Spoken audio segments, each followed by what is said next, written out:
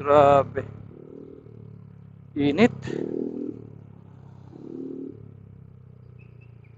Yun, buti na lang.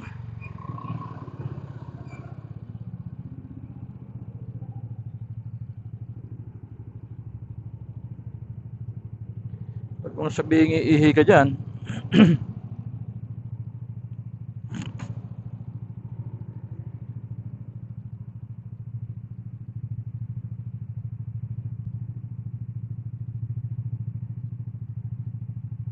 iihi nga yata.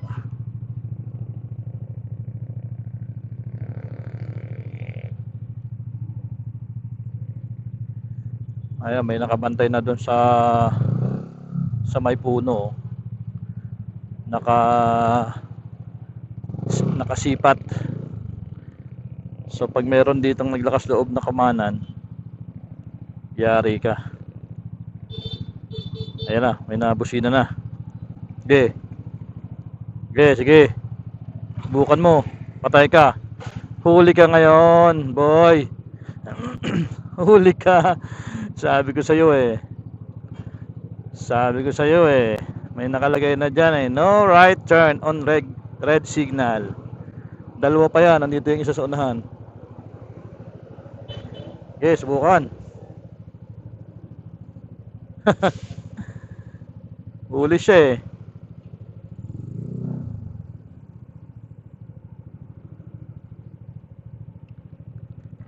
Dalawa na nga yung nakalagay na signage eh. Meron pa isa dito. Minsan kasi okay dito. Minsan mahigpit, minsan hindi. Kaya pag natempohan ka, depende sa bantay eh. Natsempuhan siya eh.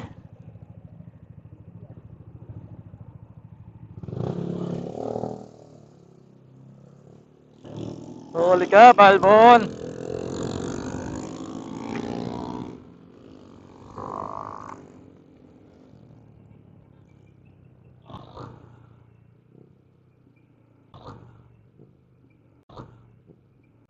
Grabe naman yun. Grabe makaswerve.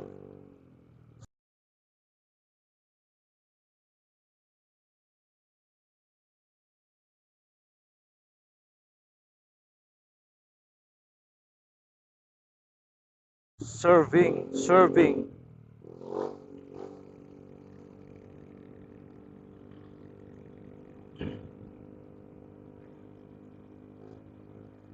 So sa mga dadaan guys dito sa may boundary ng San Pedro at Muntinlupa, kung kayo ay kakanan going to Alaska or URC, pwede naman kumanan dyan as long as wala yung signage na maliit. Minsan kasi tinatanggal yon. So kapag wala yung signage na maliit na yon, pwede kayong kumanan anytime with care, no? So bigyan ko lang kayo ng idea. Pero kapag nandun yung signage na maliit, ito sa may puno, wag kayong mangangahas na kumanan dyan kapag naka red light pa. Kasi ganun talaga mangyayari sa inyo, mahuhuli talaga kayo. Minsan hindi visible yung mga enforcer dyan, pero magugulat na lang kayo, may papara na sa inyo doon sa may bandang, kung hindi man dito sa may kanto, doon sa bandang gitna, or doon sa bago kumaliwa, kung magsushortcut kayo, kung nagmamadali kayo, doon sa may papuntang Sogo, meron doon. Kaya kapag nandun yung maliit na signage, inuulit ko, wag kayong kakanan. Pantayin yung mag-green. Dahil talagang maabala kayo, magagastusan kayo kapag ginawa niyong kumanan doon kapag naka-red pa yung stoplight. Okay? Actually, dalawa yung signage doon na no right turn on red signal. Isang malaki na medyo mataas yung posisyon at yun nga yung isang nasa kanto. Kaya sinasabi ko na kapag wala yung maliit, ibig sabihin okay kayong kumanan anytime with care. Pero kapag nandun yun, kapag nilagay nila, ibig sabihin bawal ka talagang kumanan kapag naka red signal pa. Okay? Doon sa mga hindi kabisado yung area, lalong lalo na, ay wag na wag kayo mangangahas na kumanan kapag naka-red pa yung signal light.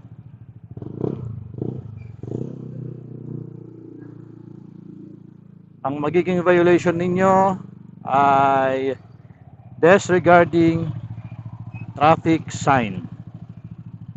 Hindi ko lang alam kung magkano yung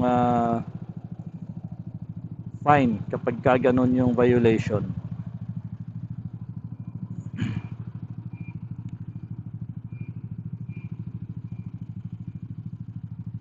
Marami kasing doon nagmamadali, nasanay. Kasi dati naman talaga pwedeng kumanan doon. Kahit na may nakalagay na signage doon sa mataas, yung malaking signage. Excuse me. Yun nga lang, kapag ganong natsempuhan ka ng mga enforcer na nagkukuble sa ilalim ng puno, masasabi mo na lang, aray ko.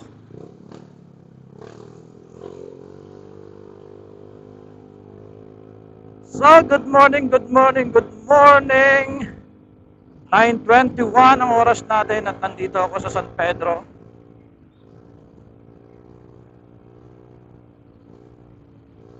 Mainit pa rin ang panahon. Walang ulan. Walang ulap. Ang dami nang nangangarap na umulan. At least yung ulan talaga na maghapon na tipong hindi kayang sipsipin ng lupa. Sa tindi ng init. Kahapon guys, nasa bahay lang ako maghapon. Excuse me po.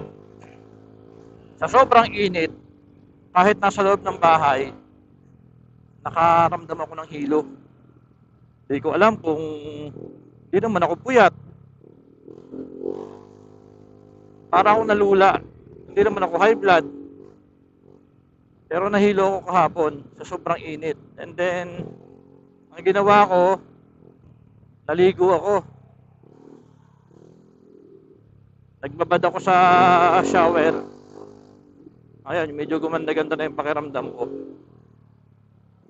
What more pa kaya yung mga nasa highway, yung mga delivery rider, katulad nito si Kuya, Grab, Joyride, sa lahat ng mga nagmamaneho ng motorsiklo na gamit sa panghanap buhay, sa ganito katinding sikat ng araw, alas 9 pa lang, talagang hindi ko alam kung mayroon pa bang kayang tumibay pa dito sa init na to. Hindi po pwedeng hindi ka talaga sisilong, hindi pwedeng hindi ka magpapahinga dahil panigurado hindi nyo kakayanin itong ganitong katinding init.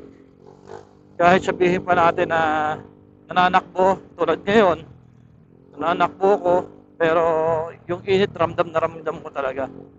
Medyo may hangin na tumatama, pero yung impact, yung tama ng sikat ng araw sa ulo, so medyo talagang matindi. Kaya ewan ko kung gaano kakatibay pag ganito katindi yung init. Pero sabi ko nga, lagi kayo mag-iingat. Baon kayo ng tubig para anti-dehydration. At saka yun nga, yung mahabang pasensya sa daan. Kasi pag ganito kainit yung panahon, mainit din ng ulo ng mga tao. Mainit ang ulo ng mga driver. So iwasan yung masangkot sa mga road rage. Kasi kung minsan hindi natin kilala yung ating mga nakakasalamuha sa daan. Minsan yung iba talagang sa konting pagtatalo kayang pumatay. Alam nyo naman yan. Maraming mga senaryo na ang nangyari, di ba? Kaya hangga't maaari magbaon ng mahabang pasensya dahil mahirap na. Kung hindi ka man napatay, alam nyo na, pwede tayong matanggalan ng lisensya, pwede kayong maantala sa inyong mga hanap buhay, lalo kung lisensya lang yung inyong gamit sa maghahanap buhay kung ikaw ay rider or driver, di ba? So mahirap, kaya habaan ng pasensya, magbaon ng maraming tubig. Ayan, pagka medyo mainit na sitwasyon, ilamos ka lang ng malamig na tubig. Hindi, wag pala, delikado pala yun, lalabo mata mo. So ang laban mo lang kahit hindi malamig para lang mawala yung iyong mahimasmasan pa sa mga pangyayari, di ba? Okay, nandito na ako sa may Kanlalay, Binyan. At ako'y may sasadyain pa dito sa bilihan ng ulam.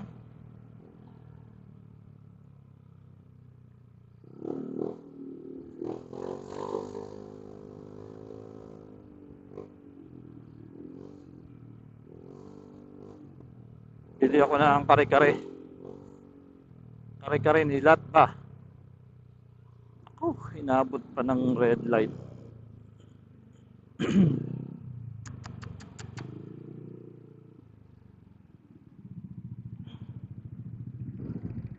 Nabarahan tuloy yung kalsada.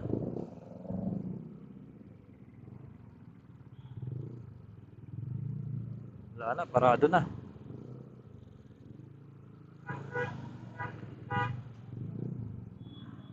Barado na to.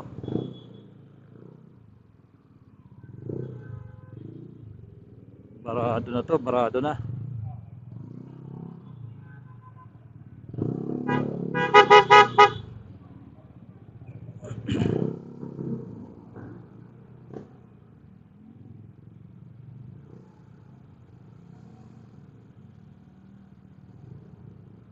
Gagamit lang ako ng konting ipinagbabawal na technique.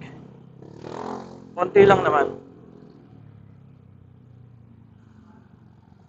Konti lang. Kung inyong mamarapatin.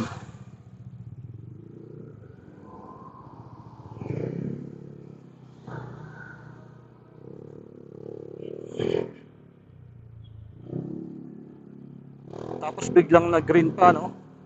Ako, nag-red light nga. Okay, di bale, meron pa uling another option. Dito tayo sa may kabilang street. Marami kasing lusutan dito, guys. Kaya hindi tayo pwedeng ma-delay.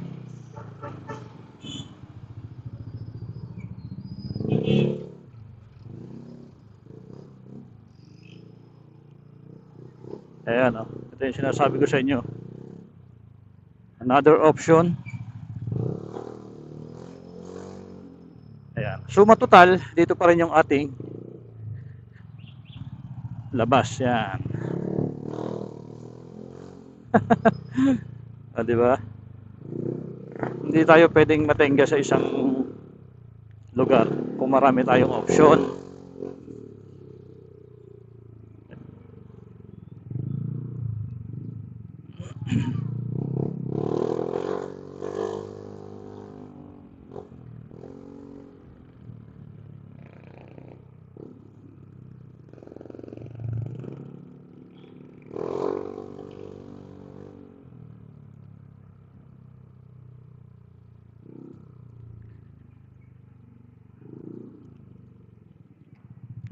Ito yung General Malvar Street.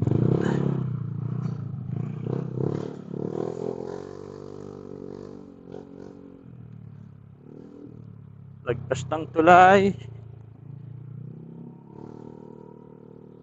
Tapos kanan.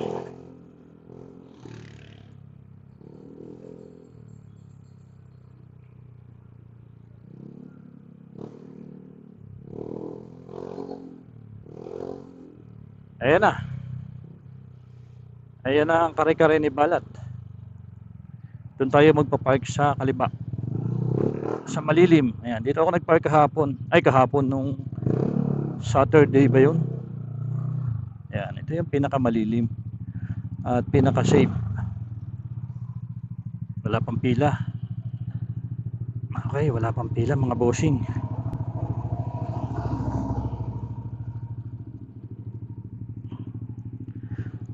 Alright. So nagre-ready pa lang sila. Oh, mukhang maya-maya pa to ah.